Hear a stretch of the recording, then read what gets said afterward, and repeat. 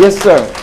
Sir, I would say it's an honor to really be in your grace and presence. Like the great Ida B. Wells said, there's no greater educator than the press, because people must be informed before they can act.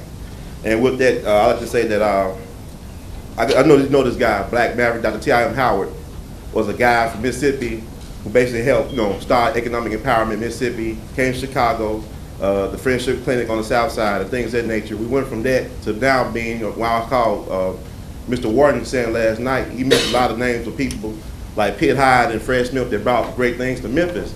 But I'm looking for the black folks like Joseph Walker, A. Maceo Walker, Tri-State Bank. And what I do with the city schools is I'm a substitute teacher, but I go in and tell every kid about the history of the community and their neighborhood and the high school, about the great folks that come out to high schools and things like that.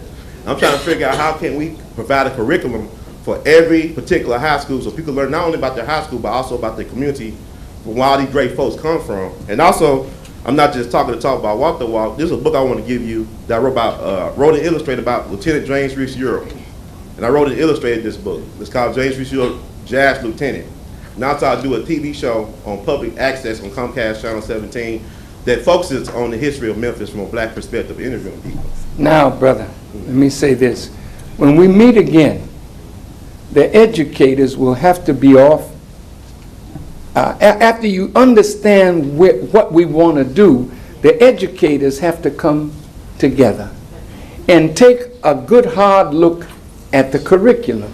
Now, what brother has written, to some you may say it's not necessary, but it is, because if Memphis knows what Memphis has produced, that greatness is among you and greatness is among our people. But you don't start in New York.